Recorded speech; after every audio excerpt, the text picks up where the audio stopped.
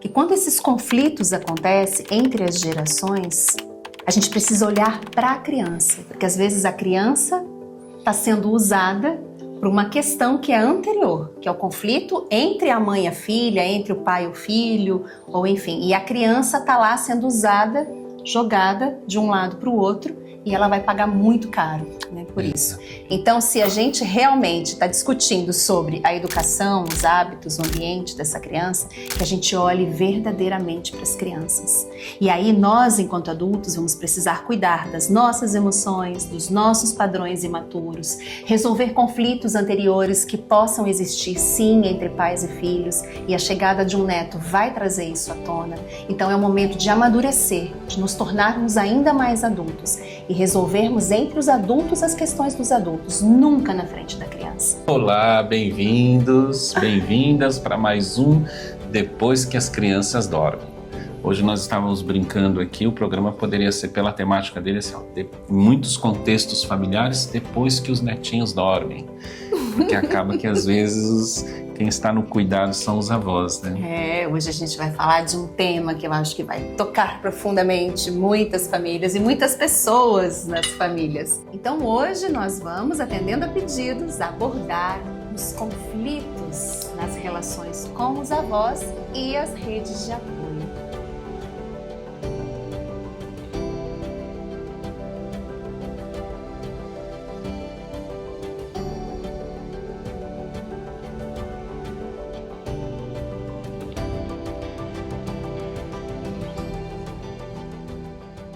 E aí, galerinha, tá chegando a hora de dormir, hein?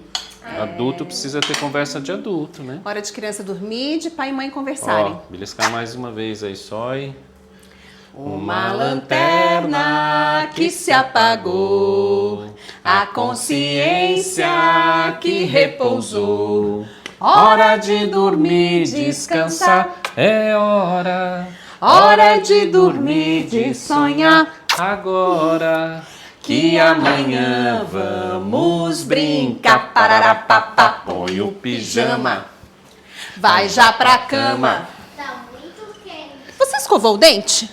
Não. Bora lá pra cima escovar o dente, botar o pijama e ir pra cama, que agora é hora de pai e mãe.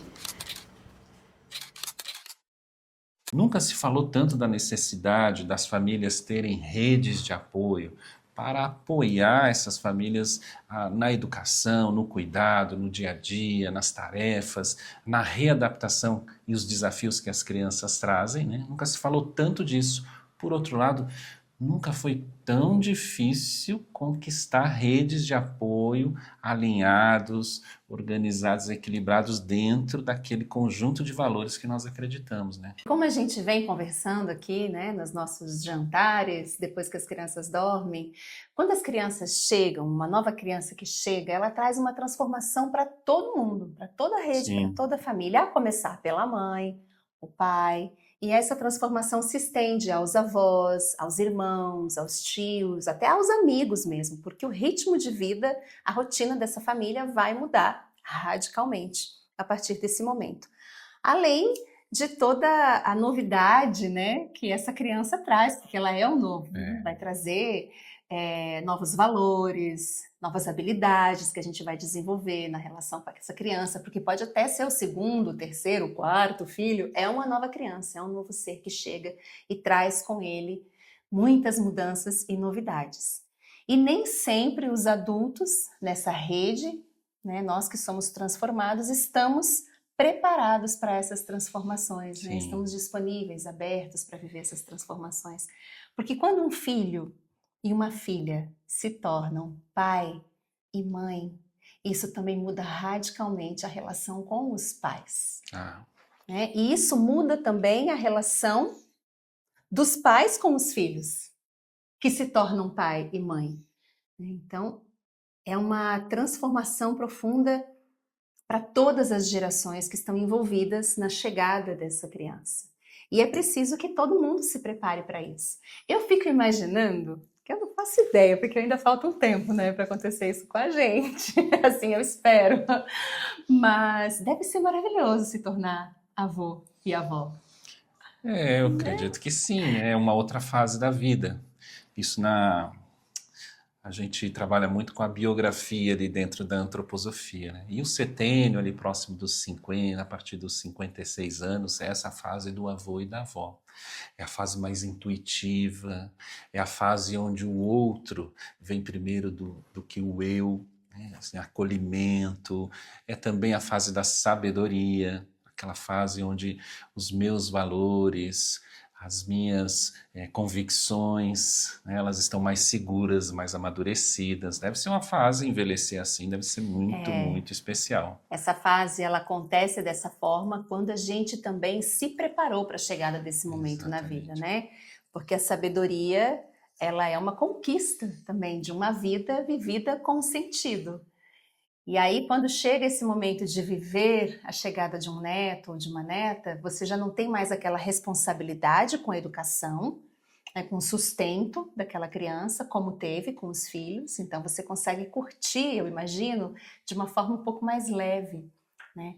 Mas é importante entender que aquele casal que acabou de ter aquele filho está aprendendo, está começando essa jornada. Eu acho que até mais do que aprendendo, a gente visualiza muito nesse momento, né, aquele choque de gerações, né, onde é evidente que os familiares que têm afeto, que têm cuidado, que têm parceria, que estão junto, vão oferecer, vão se disponibilizar a dar um apoio para cuidar, para ficar enquanto precisa fazer um serviço, a levar na escola, a pegar na natação, a buscar na escolinha de futebol, assim, normalmente, né, as famílias que estão próximas, que têm a oportunidade de estar junto, elas oferecem essa parceria e ela é incrível, ela é extremamente valiosa. Importante, fundamental. A questão que eu vejo aí desse choque intergeracional, né, esse choque de gerações, é que normalmente eu ofereço aquilo que eu vivenciei, ou seja, os meus padrões de comportamento, os meus valores, os meus princípios, e eu ofereço. Só que o filho e a filha, que tem o neto e a neta, eles já carregaram esses valores, mas têm os seus próprios valores, porque o tempo mudou, porque outras informações, Porque são porque pessoas são pessoas diferentes. elas também vão ter outros valores. E é justamente nesse momento em que a gente percebe que começa aí pode acontecer de se ter grandes tensões e grandes conflitos, né? E permeado de amor e de intenção, mas cheio de conflitos, né? Muitos conflitos. Eu vou fazer uma proposta para o nosso brinde. Hoje vamos fazer um brinde diferente. Estamos todos olhando para as crianças. Essa é a missão da educação curativa. Nosso foco são as crianças. Para a gente atuar com as crianças, precisamos atuar com os adultos responsáveis por essas crianças. Então, hoje eu vou brindar a quem veio antes. Vamos brindar os avós, os nossos ancestrais, honrar quem veio antes e tecermos juntos novas redes de relações para que a gente possa realmente criar rede de apoio para a chegada dessas crianças. E brindando os avós, brindamos a todos os que vieram antes dos avós, os tataravós. De todos nós.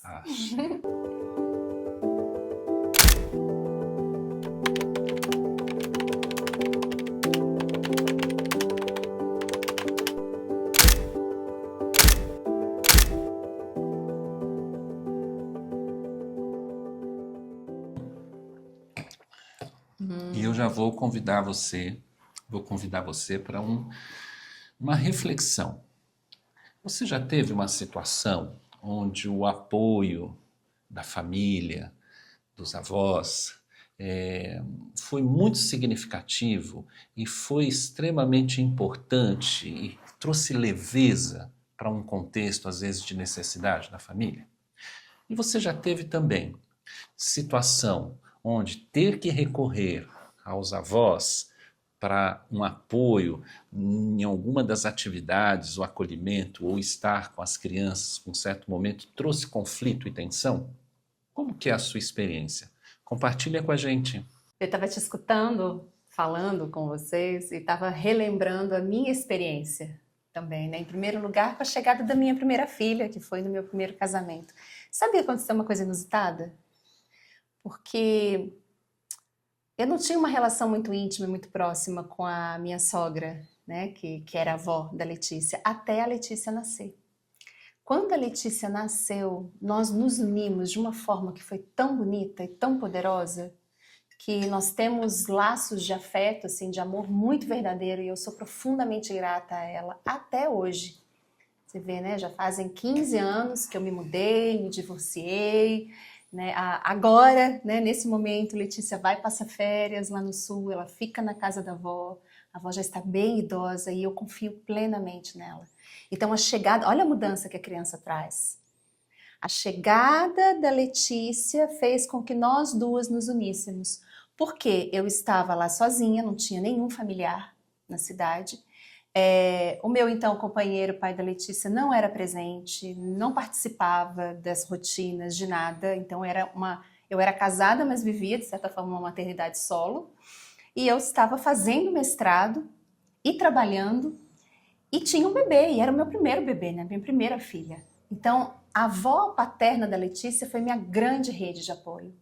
Eu só consegui defender o meu mestrado, assim, eu honro a presença dela, porque eu só pude defender o meu mestrado porque ela existiu na minha vida. E ela foi quem me deu força, não foi nem o pai. Foi a avó da minha filha quem foi minha rede, me deu estrutura para que eu conseguisse finalizar o meu mestrado, porque meus pais moravam longe. E esse vínculo a gente teceu e é forte até hoje. Mas não significa que foi fácil, que foi simples. Para ela estava tudo bem dar Danoninho para Letícia.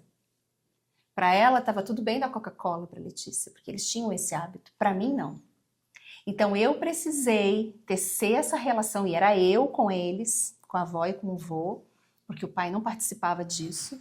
Conversar, explicar o porquê, ter essa paciência também de entender que são outros tempos, né? E que eu tenho outros valores.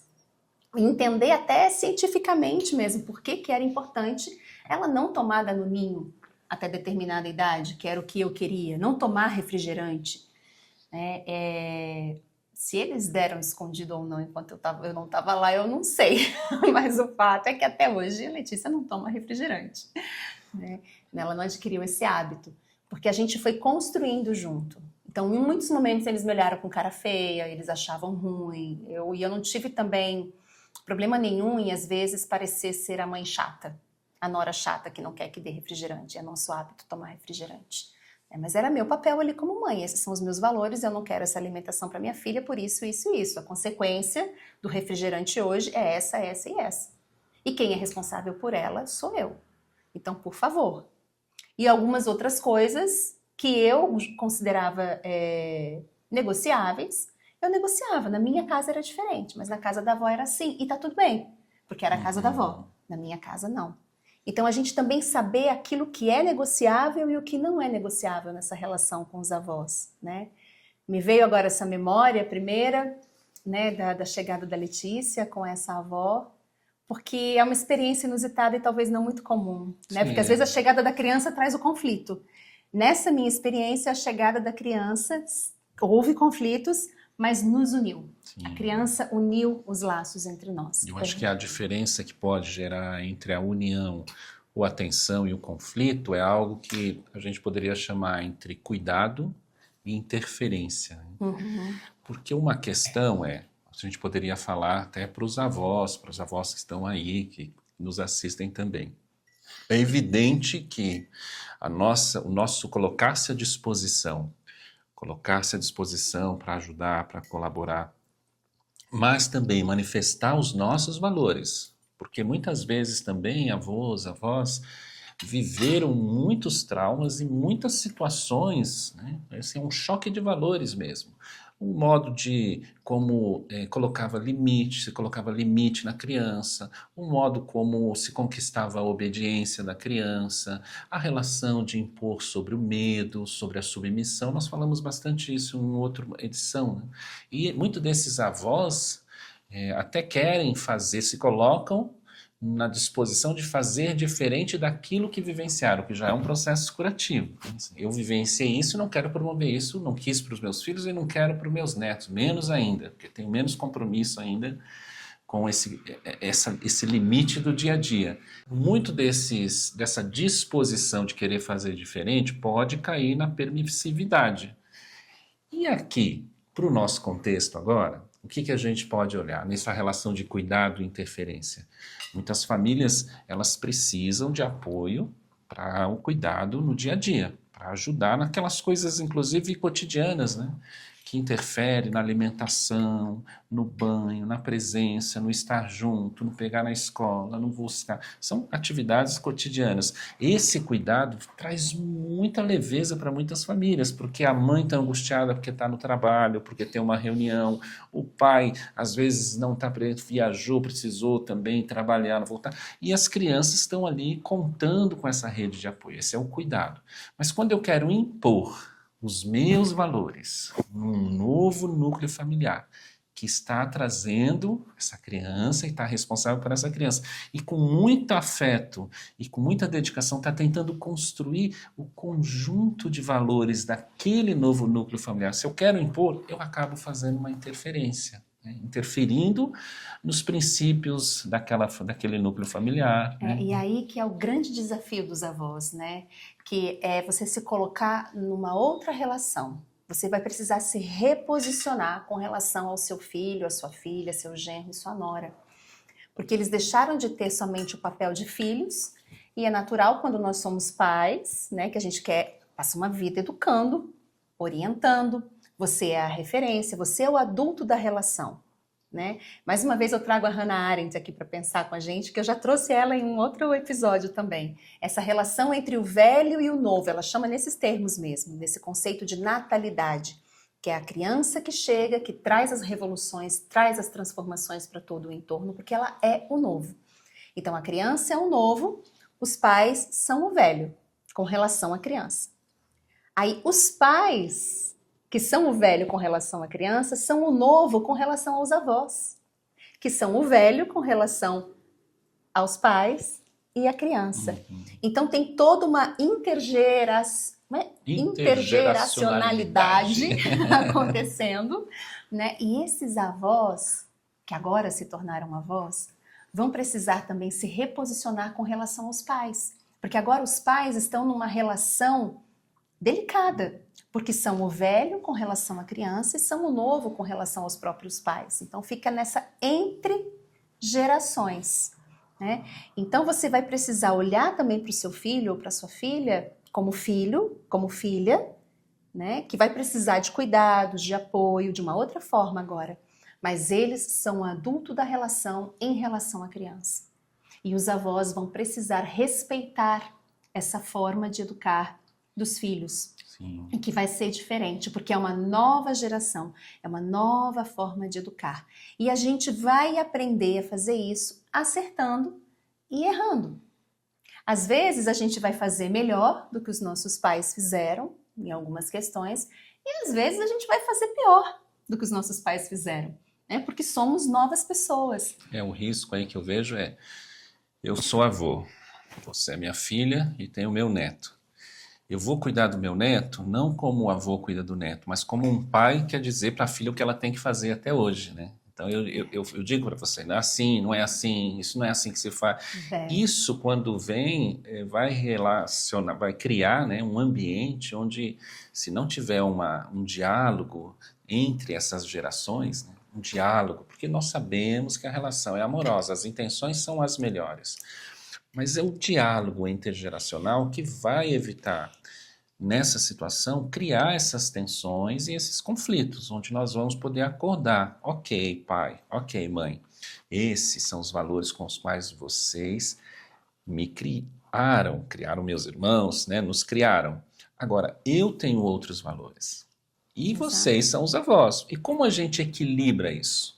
Porque algumas coisas, como você disse, a gente pode ceder, a gente vive isso, né? Nós temos uma rede de apoio dos avós e a gente veio construindo ao longo do tempo com as crianças uma longa construção. Um diálogo, porque era choque de geração. Porque eu fiz assim, porque eu ensinei assim, porque você foi criada assim, agora você foi criada assim, mas isso não serve para o seu filho? E os avós, eles nem sempre falam isso pra gente, mas a gente percebe que tem um sentimento ali, uma emoção por trás daquela atitude que está dizendo isso. E teve um momento que eu lembro bem que a gente percebeu com a chegada do Anton, porque aí eu vim para Uberlândia, né, e os meus pais já moravam aqui, então aí o segundo e o terceiro filho, eles vieram na presença, então, dos meus pais, né? Que são a nossa rede de apoio. E com a chegada do Anton, novamente, vem os mesmos dilemas. Era um bebê, então tinha uma série de coisas que a gente tomava cuidado, a gente fez o trabalho de uma motricidade livre com ele, de não colocá-lo em posições que ele não tinha conquistado por ele mesmo, era algo muito novo. A questão da alimentação, né? Acesso a telas, né? Não ficar com televisão ligada na presença do bebê, porque é muita informação cruzada, a criança é muito sensível, né? Não é saudável, e a gente percebia que ele ficava realmente estressado, chorava muito depois. Então, coisas que são muito naturais na rotina dos meus pais, televisão ligada o dia inteiro. Mas na nossa casa não é assim, né? Então, quando eles iam lá em casa, a gente não queria televisão ligada, porque a gente estava numa casa com bebê, e aquele não era um ambiente favorável para a gente na relação com o nosso bebê. A gente começou a perceber que os meus pais se sentiam, tipo, desqualificados. Então, o ambiente que eu ofereci para você, a alimentação que eu dei para você, esses valores que eu ofereci para você, que te trouxeram até aqui, não são bons o suficiente para os seus filhos. A gente percebeu essa dor, né? Como se a gente estivesse julgando o que eles fizeram. E eles nem manifestaram. Eles nunca disseram direto, isso. né? A gente percebia no olhar, né? Muito sutil. No desconforto, às vezes, né? E aí a gente começou a trabalhar isso na gente. A gente não precisou nem dizer para eles, né? Então, assim, eu trabalhar uma atitude interna minha de que, assim, eu agradeço. Eu honro os meus pais. É isso, eu cheguei até aqui. E eu tenho condições, inclusive, de fazer diferente, porque eu recebi uma boa educação. Eu tenho um senso crítico, né? Eu tenho gosto por estudar, por aprender. Eu gosto de ser mãe. E se eu gosto de ser mãe, é porque eu internalizei também a alegria que a minha mãe tinha sendo mãe, com todos os desafios e todos os conflitos também, que vivi com ela como filha na infância. Mas tudo isso está em mim, então eu honro, agradeço e me reposiciono. Mas agora eu sou a mãe. E a minha maternidade é a minha maternidade, é a minha autoria. E aí é desse lugar seguro, suave e tranquilo que eu vou conversar com os meus pais. Também não é numa atitude em que eu digo o que é para ser feito com meu filho, julgando a atitude dos meus pais com relação a eles. Porque às vezes é esse tom que está nas entrelinhas também, nossa, dos pais, na relação com os avós, que machuca também os avós. Sim. E aí a gente cria uma tensão entre pais e avós, todo mundo sai machucado, todo mundo fica estressado, e no final das contas, quem é que está olhando para a criança? Ninguém. E é bom saber também que a gente elabora isso hoje dessa maneira, é um processo longo, né? São 3 filhos aí, mas houve sim os momentos em que a gente, às vezes, não conseguia fazer dessa maneira tão involuntariamente. Não, açúcar não, ele não come. Ou a avó tá dando algo e fala assim, a gente pega, mas não... Assim, tinha aquela situação do cotidiano que a gente ficava um pouco constrangido e tinha que trabalhar, né? E a gente foi conversando muito, né, com os meus pais, assim, e desde a gestação. Porque para os meus pais já foi difícil aceitar um parto natural, né? Numa cultura familiar de cesariana. Eu nasci de cesariana, minha irmã nasceu cesariana, a maioria das minhas tias tiveram cesariana, embora minha avó tenha parido 14, sendo que 13 foram partos naturais e 8 domiciliares, né? Mas a geração da minha mãe já não viveu isso. E aí, de repente, eu quero ter um parto natural. Então, começou da preparação para o parto, essa nossa relação com eles, né? Que é de trazê-los, né? De trazer junto com a gente, de mostrar os dados. Tínhamos momentos com a doula, que íamos estudar sobre as fases, enfim, toda a informação preciosa, né, que ter o acompanhamento de uma profissional dessa proporciona, a gente trazia eles juntos, né? Para eles verem a informação, porque a informação, gente, liberta, né? A gente pegava conteúdo do YouTube e mandava para os avós. Pelo WhatsApp, porque eles recebem. Então, agora eu faço um convite para você. Se você está tendo algum desafio, se está difícil solucionar algum conflito na relação com os avós, que são sua rede de apoio, e mais do que isso, né, que é a sua família, você pode encaminhar amorosamente esse quadro do Depois que as Crianças Dormem para a sua família, para os avós e para a sua rede de apoio também, porque a gente vai expandir um pouco para além dos avós. Porque é importante que todos esses adultos de referência da criança estejam alinhados e olhando com amor e responsabilidade para a criança, que é a nossa responsabilidade, é para isso que estamos aqui. É por isso que somos família, né? Para que a gente possa, geração a geração, que a gente possa ir perpetuando e passando em frente o amor, a vida. E para que a gente possa então ir curando e transformando aqueles velhos padrões que não nos servem mais. Esse é o chamado que as crianças trazem para todos nós. Mãe, pai, avô, avó, tio, tia. E já vou fazer aqui uma propaganda, né? Que hoje nós estávamos trabalhando num conteúdo de uma mentoria que Mariane está coordenando, lindíssima. E quem está com criança pequena, assim, super recomendada, sobre a metodologia da educação curativa, mas falávamos exatamente na fase da importância do núcleo familiar estabelecer com clareza os seus valores, aqueles valores que são inegociáveis, aqueles princípios que esse núcleo familiar, na relação com o cuidado dessa criança, precisa estabelecer.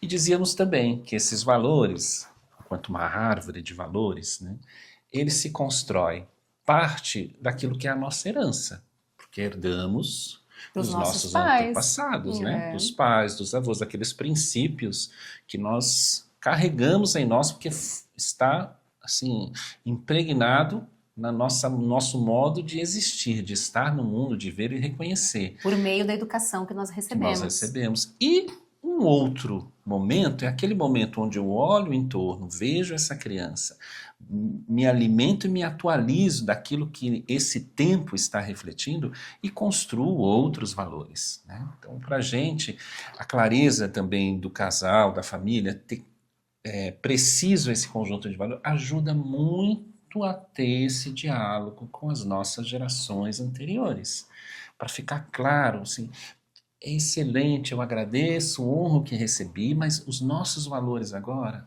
eles são esses, né? Assim, estão aqui, bem estruturados, e eles vendo isso, certamente que eles vão se colocar já numa posição de respeito, de acolher, de ajudar, porque chama para uma construir relação junto, amorosa, né? Olha, nós decidimos que esses são os valores que guiam a nossa família, por isso que a gente escolhe por isso, ao invés daquilo.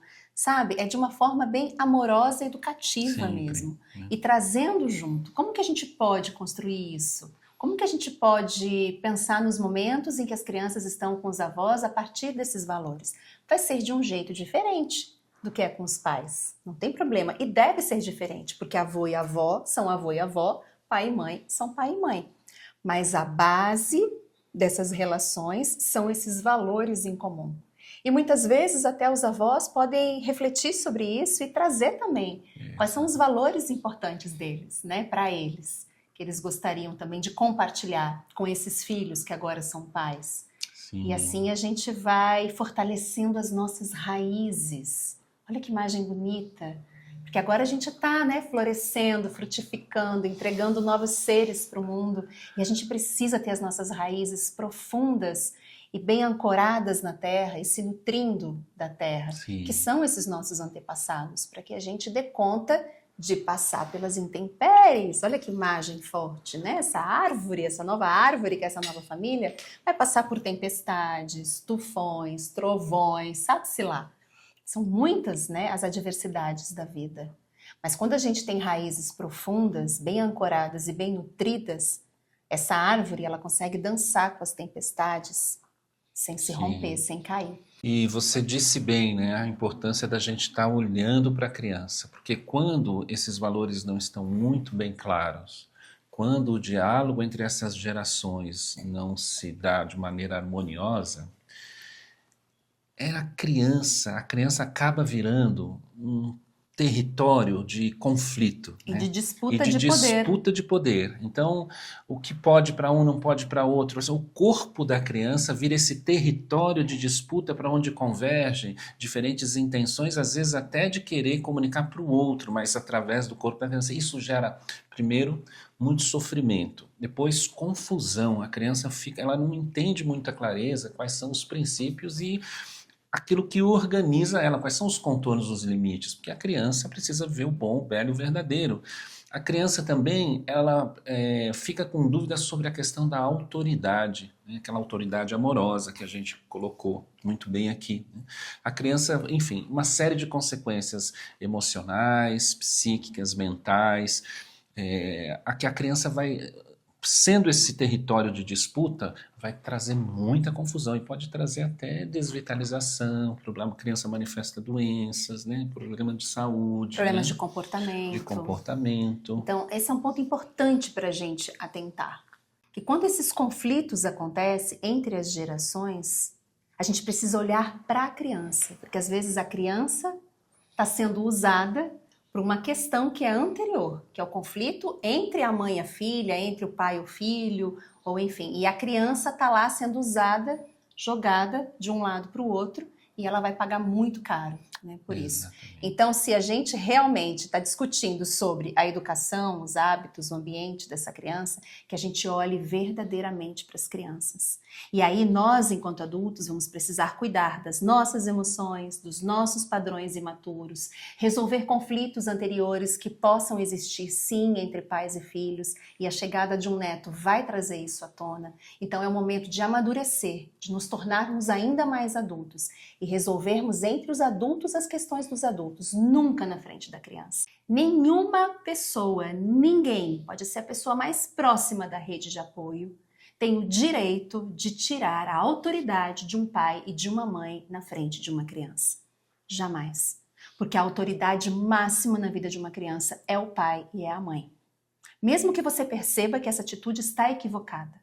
Se você quer ajudar, se você percebe que essa mãe está com dificuldade ou que esse pai está com dificuldade, depois, não na frente da criança, se você realmente está olhando para a criança, é que você vai abordar, vai acolher, sim, vai escutar, vai entender e vai tentar contribuir.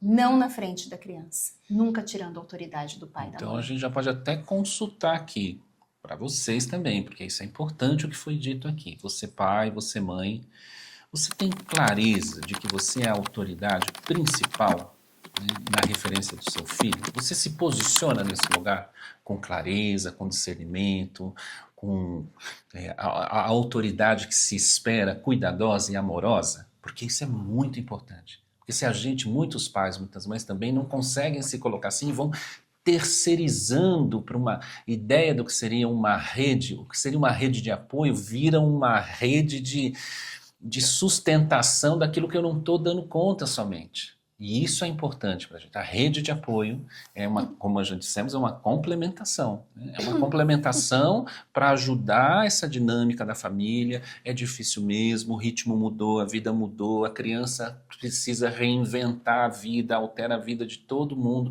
Precisamos aprender a organizar. Mas eu me posiciono, eu sou o pai. E eu sou a mãe. E eu sou a autoridade responsável por isso. Eu posso até ter redes de apoio, né? A gente está falando muito dos avós. Eita, mas calma aí que agora você virou a mesa. Deixa eu finalizar essa ideia, porque isso que você trouxe é muito importante. O risco daquelas famílias onde acontece a inversão dos papéis. Quando o pai ou a mãe, ou o pai e a mãe não têm maturidade, não dão conta de exercer a maternidade, a paternidade e entregam para os avós. Essa é uma outra dor também. Sim. Então você sai desse seu lugar de poder, de autoridade, que é o seu lugar nesse sistema, nessa relação, você é o pai, você é a mãe. Não dou conta, tá difícil, tenho que trabalhar, sou muito jovem, não importa qual é a razão. Você teve um filho, você teve uma filha, você é a mãe, você é o pai.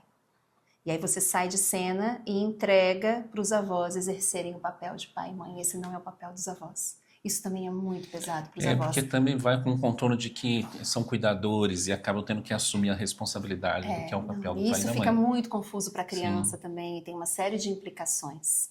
Então é um chamado também para que pais e mães assumam esse lugar e para que os avós também, eu sei que é difícil porque você vê um serzinho novo chegando num contexto adverso, o seu filho ou sua filha não estão dando conta, você assume esse papel. Sim. Porque você não vai abandonar a criança. Mas, ao mesmo tempo, você vai fazer isso, auxiliar quando isso é necessário, mas entregando para o pai e para a mãe o lugar de pai e mãe. Esse é o seu papel também de pai e mãe, do pai e da mãe. Não, você é a mãe. Você precisa assumir a sua responsabilidade nessa relação. Porque quando às vezes, no sufoco ali, no desespero, a avó toma esse lugar, às vezes a filha nunca mais consegue se vincular de novo com essa criança como mãe. Porque a avó, por amor, por necessidade, acabou também Olhando tomando pra esse lugar. criança, né? Olhando, tá cuidando Sim. da criança, claro, vai ficar desassistida, né? Então aí a gente chega num ponto muito importante que é quando uma mãe se torna mãe, quando um pai se torna pai, mas aí com todo respeito aos pais, principalmente as mães, porque passam pela gestação, pelo parto, pelo puerpério, pela amamentação, toda a vida que se transforma organicamente numa mulher, essa mãe e esse pai dessa nova mãe vão precisar cuidar da mãe. Além de toda a rede de apoio. Aí acho que a gente chega também nesse Sim. lugar, né? Quando uma criança nasce, todo mundo olha para a criança antes de olhar para a mãe. A criança nasceu, todos os olhos voltam para a criança e a mãe fica completamente invisível. E essa mulher está literalmente virada do avesso nesse momento. Ela precisa de cuidados. Então, a mãe de um bebê precisa ser cuidada, precisa ser abraçada, porque ela passa o dia inteiro com o bebê no colo. Ela também precisa de afeto, de abraço, de cuidado, se sentir o tato, que alguém também ampara, que alguém também segura ela, para que ela consiga segurar o bebê.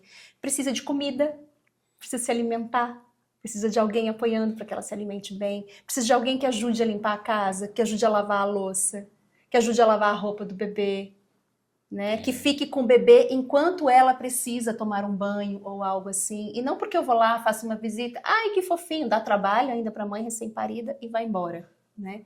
E isso se estende ao longo também da infância, né? Conforme essa criança vai crescendo. Como que a gente vai estabelecendo essas redes de apoio, efetivamente? Eu aproveito até essa sua fase aí falando do puerpério, né? Principalmente para os pais. Essa fase do puerpério que Mariane disse, narrou muito bem, que a mulher fica virada no avesso, né? Ela vai demandar uma presença redobrada do pai para amparar, sobretudo, a mãe, né? A gente tem um conceito que, principalmente nos primeiros dias, meses e anos de vida da criança, a criança vai se vincular com o pai através do coração da mãe. Olha só essa imagem. A criança vai se vincular com o pai através do coração da mãe. Então eu, como pai, eu tenho que acolher essa mãe com todo esse momento de dificuldade, fortalecê-la, ampará-la, cuidar, se colocar à disposição. E aí nós podemos dizer com muitos pais que têm aí mais de um filho, ou até um filho que viveu esse processo, vai entender que se você conseguir, né, assumir esse papel, que é o seu papel, nessa fase, passar dessa fase, esse vínculo do casal, Se fortalece. a admiração, o respeito, o carinho, fica extremamente fortalecido, né? Assim, E não só isso, com a criança laços, também. e a criança A criança sente. fica profundamente A criança vinculada e é sente. profundamente amorosa e respeitosa com esse pai. E nós estamos ensinando a criança, porque tanto na relação, estava falando de pai e mãe aqui, mas voltando um pouquinho para os avós também.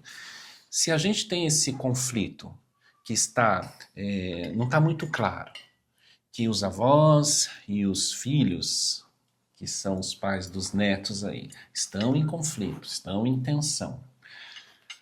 Eu não consigo chegar a um acordo, eu vivo essa tensão, a criança vive essa tensão, a criança assimila tudo.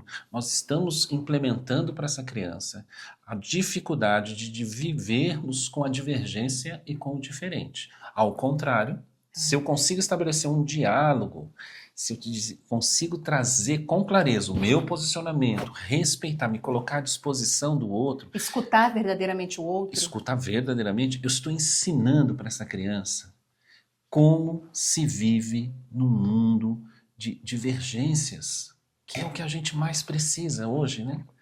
Para uma cultura de paz, essa criança que consegue conviver com a divergência, que essa divergência soma, acrescenta, amplia para todos os lados, ao contrário do conflito de diminuir, separar e destruir, nós estamos trazendo uma criança que vai ser revolucionária para o mundo que nós desejamos, dentro de uma cultura de paz. Sim, porque essa criança vai entender, vai perceber que as pessoas podem pensar de forma diferente, que as pessoas podem agir e sentir de forma diferente, sem se odiarem, sem se agredirem.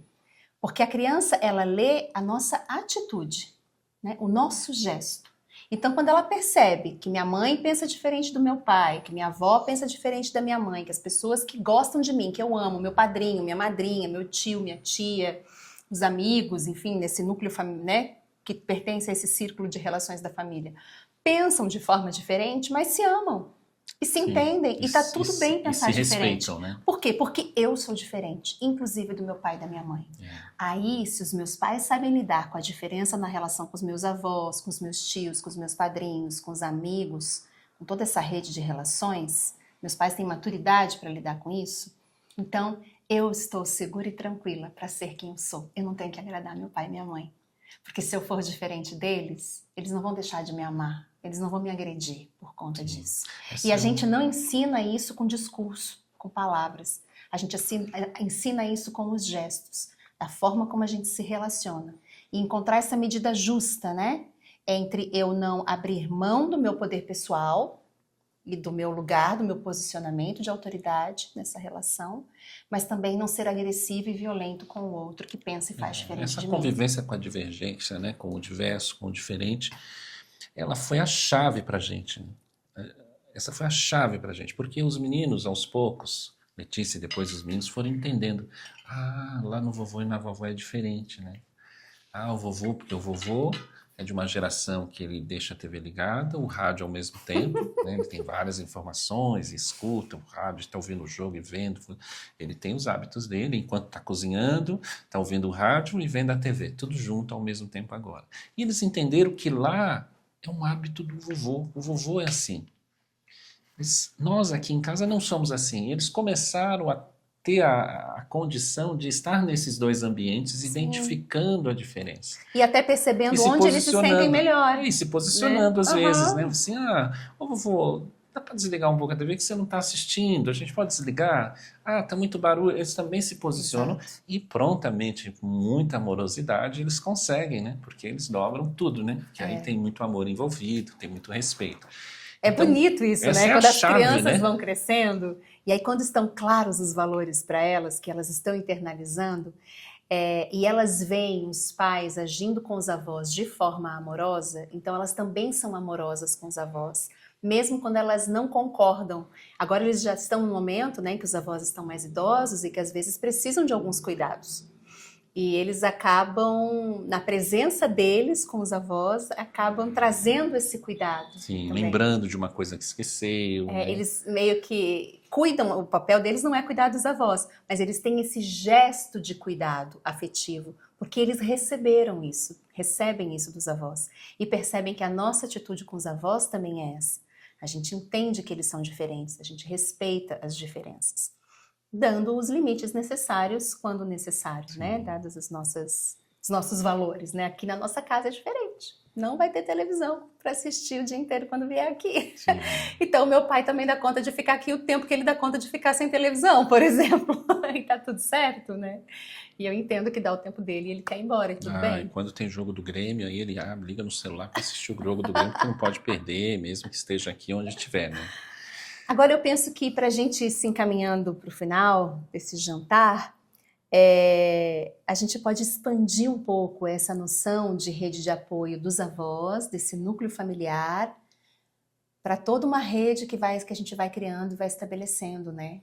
Eu sinto que o princípio desse conjunto de valores do qual falamos no núcleo familiar é a base para todas as relações que você vai estabelecer. Para a escola é uma rede de apoio, mas se a escola não está alinhada com os valores da família, o que é difícil, para a gente é muito difícil achar, porque do mesmo modo como tinham os avós, existem coisas muito bacanas e interessantes, e existem coisas que contradizem muito com os nossos princípios, para nós nossos valores, são muito né? graves e que a gente também não se submete. Então, mas as escolas são redes de apoio, né? Os amigos são redes de apoio, a família é rede de apoio, os prestadores de serviço são redes de apoio, né? Se as nossas parcerias que ajudam, que estão junto, são redes de apoio. E todos esses a gente precisa sempre estar posicionado com os nossos valores, respeitando a diferença que vem, criando um campo de convivências e divergências, né? Assim, essa convivência amorosa, esse diálogo intergeracional,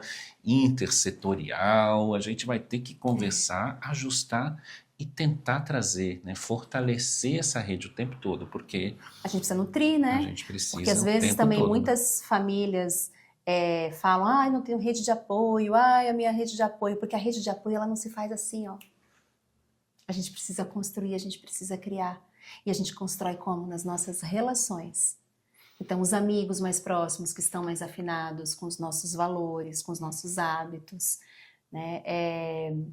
Às vezes são amigos que podem nem morar na mesma cidade, que nem convivem muito, mas que estão alinhados com os valores e que a gente pode ligar, trocar uma ideia, né, num momento de Sim. angústia, preciso tomar uma decisão com relação à minha vida ou até com relação às crianças, alguém que você possa confiar. Né? Não é aquela pessoa que vai ficar com as crianças para você ir trabalhar, para você fazer alguma coisa fora do horário comum, né, que já tem a rotina, mas é a pessoa que vai te ajudar a refletir sobre uma decisão que você precisa tomar, se vai mudar de escola ou não, por exemplo, no Sim. conflito. Quem são essas pessoas em quem você confia? E criando esses vínculos e laços com pessoas que você sabe que não vão te julgar nos momentos de fragilidade, porque são muitos os momentos de fragilidade para educar uma Sim, é criança. difícil, né? Mas a gente também vai ter pessoas que não nos julgam nos nossos momentos de fragilidade, no nosso entorno, na medida em que a gente também não julga os outros. Sim, Né? Porque a gente dá o que a gente recebe e a gente recebe o que a gente dá. exato. Né? É uma relação de troca. E a gente precisa nutrir essas relações para que a gente possa ir criando essas redes. Né? A gente é muito comum para a gente também receber famílias, né, contato de famílias que estão vivendo verdadeiramente um luto. Por quê?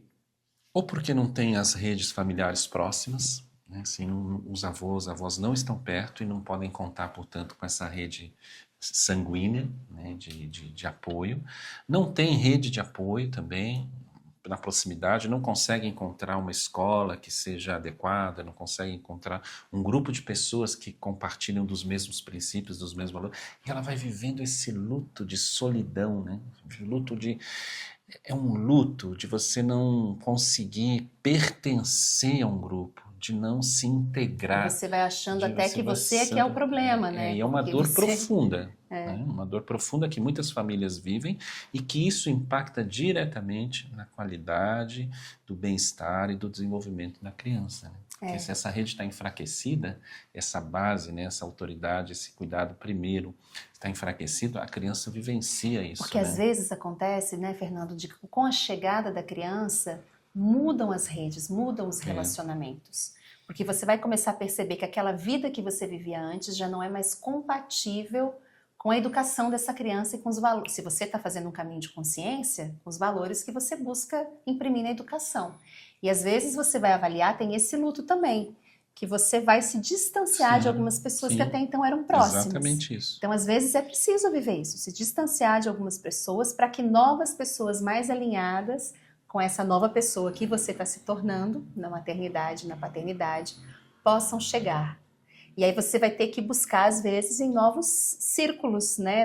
Você vai ter que viver novas experiências, frequentar diferentes ambientes, praticar diferentes esportes, por exemplo. O trabalho enfim. que a gente acaba fazendo aqui quando vem essas famílias é fortalecer, né, esse pai, essa mãe, para que, primeiro, consiga ter clareza desses princípios, né, estar centrado, consciente e se permitir que essas novas amizades, parcerias, né, cheguem no seu campo. Né? Você precisa estar bem. Porque você não, a gente já sabe disso, né? Aqui já é um princípio básico da psicologia, da psicanálise. Assim, na carência, nessa energia da falta, a gente acaba que não vai atrair essa rede necessária que a gente pleiteia, né? Assim, que a gente sonha e deseja. A gente precisa estar bem, consciente e se abrir, que vai chegar.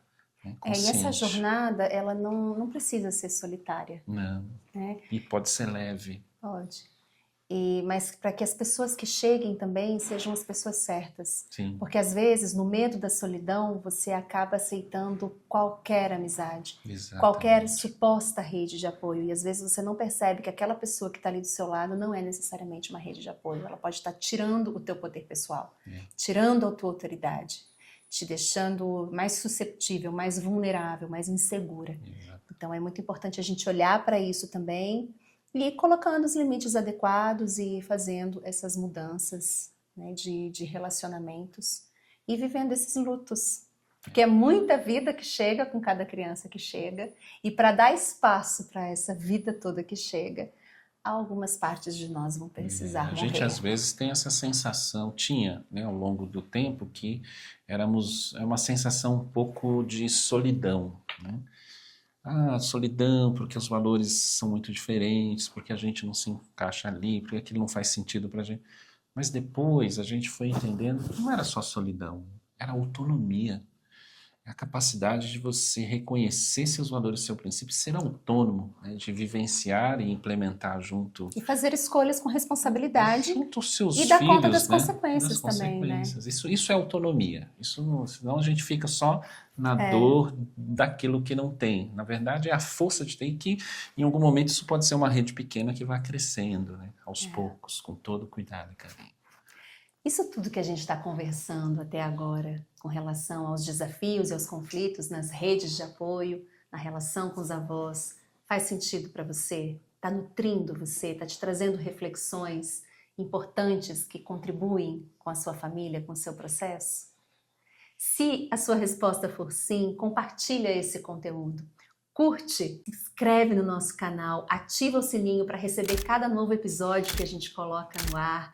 Curte e compartilha com outras famílias que possam também se beneficiar desses conteúdos que nós consideramos tão importantes, né? Que a gente está compartilhando com vocês um caminho que a gente faz e generosamente transbordando para poder fortalecer também outras famílias. Estamos a serviço de outras crianças para além dos nossos filhos. Como?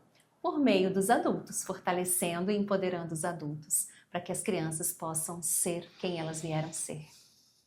Muito bem. Eu acho que você já pode servir mais uma dosezinha de vinho para a gente se encaminhando para o fim desse bate-papo. Vamos fazer um novo brinde aqui. E aí, conseguimos colaborar com vocês?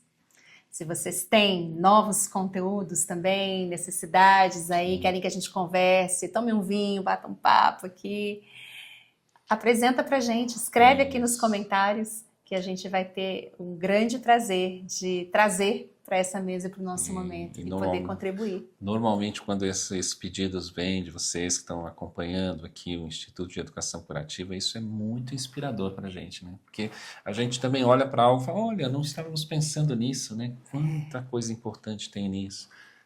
Inspirador. Usar a inspiração, a vida. Essa rede. Essa rede, né? A rede da educação curativa, as famílias, as redes de apoio, aos avós, a todos os que vieram antes e as crianças que vieram depois e que estão chegando, que estão por vir, por todas as nossas relações. Depois que as crianças dormem. Esse é o nosso podcast, esse foi mais um do nosso tema aqui com vocês e esperamos vocês no próximo Sem Falta conosco. Calma aí que eu tive uma ideia. Agora, você pode fazer um depois que as crianças dormem junto com os avós. Bota as crianças para dormir, faz um jantarzinho, chama os avós amorosamente, abre um vinhozinho bom e vocês podem conversar, né? É importante a gente trazer essas reflexões, a gente afinar as nossas arestas nos momentos em que estamos bem e não nos momentos de tensão, né? Então, monta uma mesa bonita, chama o vô, chama a avó para ter uma conversa entre adultos, porque isso é uma coisa muito difícil também depois que as crianças nascem. Fica todo mundo orbitando as crianças e dificilmente a gente consegue ter uma conversa de adultos entre pais e avós, porque as crianças estão sempre no meio. Quem sabe depois que as crianças dormem, vocês podem sentar também aí, pais e avós. Metodologia eficiente. Eu gostei. A metodologia depois que as crianças dormem, soluções de conflitos. Sim, pronto. Até o próximo. Até o próximo.